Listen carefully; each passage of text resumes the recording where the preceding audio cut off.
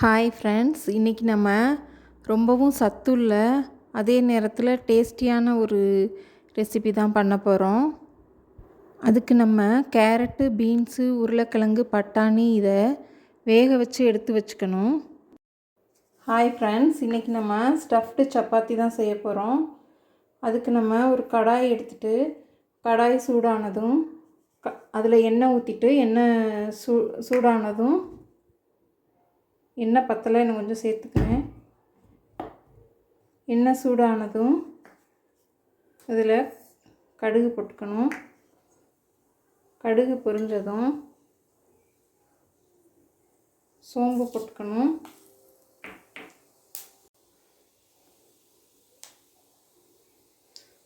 சோம்பு பொரிஞ்சதும் அதில் பொடியாக கட் பண்ணி வச்சுருக்க வெங்காயத்தை போட்டுக்கணும். பெரிய வெங்காயம் ஒன்று எடுத்திருக்கேன்.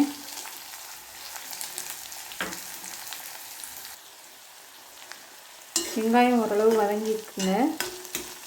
வெங்காயம் வதங்கினதுமே அதில் கொஞ்சமாக உப்பு போட்டுக்கலாம். தூள் உப்பு போட்டிருக்கேன். அப்புறம் மஞ்சத்தூள்,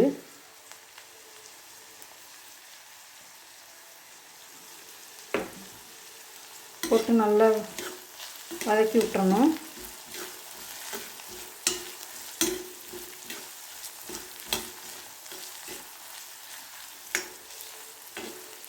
வெங்காயம் நல்லா வதங்கினதுக்கப்புறமா நம்ம காயெல்லாம் வேக வச்சு எடுத்து வச்சுருக்கோம். கட் பண்ணி உருளைக்கிழங்கு, கேரட்டு, பீன்ஸு, பட்டாணி இதெல்லாம் எடுத்து கட் பண்ணி எடுத்து வச்சுருக்கேன் வேக வச்சு.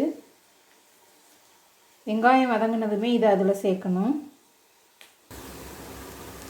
அதுக்கடுத்து ஒரு ஸ்பூன் பிரியாணி மசாலா சேர்த்துக்கோங்க.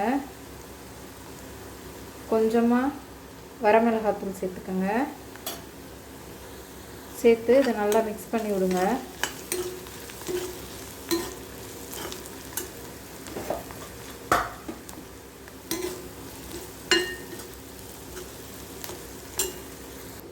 அதுக்கப்புறமா அதில் கொஞ்சமாக இஞ்சி பூண்டு பேஸ்ட் ஊற்றிக்கங்க.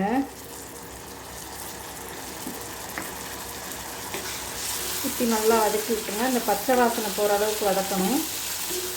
வதங்கினதுக்கப்புறமா இந்த காயை போடணும். வெங்காயம் நல்லா வதங்கிடுச்சு. இப்போ இந்த காயை சேர்த்துக்குவோம்.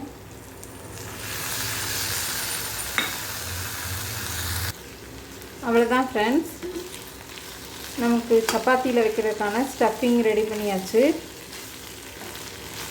சப்பாத்தி தேய்ச்சி அதில் இதை உள்ளே வச்சு போட்டு எடுக்கணும்.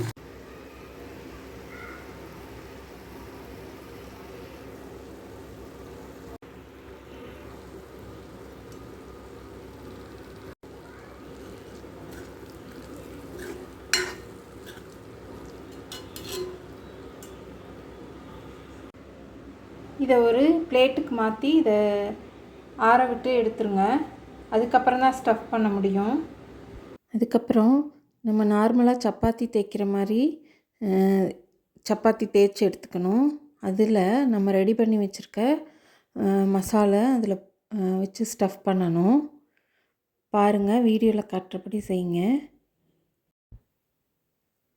எல்லா இடத்துலையும் படுற மாதிரி கொஞ்சம் ஸ்ப்ரெட் பண்ணி விட்டு ப்ரெஸ் பண்ணி அதை எடுக்கணும். நம்ம சமோசாவுக்கு மடிக்கிற மாதிரியும் மடிக்கலாம், இல்லை என்ன ஷேப்பில் வேணாலும் நமக்கு என்ன ஷேப்பில் தேவையோ அதுக்கு தகுந்த மாதிரி மடிச்சுக்கலாம். அந்த ஓரங்களை நீட்டாக இருக்கிறதுக்காக கத்தி வச்சு அதை கட் பண்ணி எடுத்துக்கலாம், எக்ஸ்ட்ரா இருக்க பார்ட்டை. வீடியோவில் காட்டுறபடி ஓரங்களை இந்த மாதிரி கையை வச்சு நல்லா ப்ரெஸ் பண்ணி விட்டுக்கோங்க. அப்போ தான் அது பிரிஞ்சு வராமல் இருக்கும். அதுக்கப்புறமா கத்தியில் கட் பண்ணுங்கள்.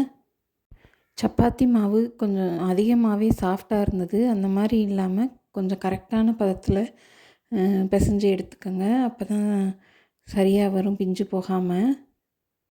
இதை நம்ம தோசை தவாவில் எடுத்து போட்டு எல்லா பக்கமும் படுற மாதிரி நல்லா ஆயில் விட்டு திருப்பி திருப்பி போட்டு எடுத்துக்கணும். இவ்வளோதாங்க, நம்மளோட வெஜிடபிள் ஸ்டஃப்டு சப்பாத்தி ரெடி ஆயிடுச்சு. இந்த மாதிரி குழந்தைங்களுக்கு கொடுத்தீங்கன்னா வெஜிடபிள் சாப்பிடாத குழந்தைங்களும் சாப்பிட்டுக்குவாங்க. இந்த வீடியோ பிடிச்சிருந்துச்சுன்னா லைக் பண்ணுங்கள், கமெண்ட் பண்ணுங்கள். உங்கள் ஃப்ரெண்ட்ஸ் அண்ட் ஃபேமிலிக்கு ஷேர் பண்ணுங்கள். சப்ஸ்கிரைப் பண்ண மறந்துடாதீங்க. Thank you friends.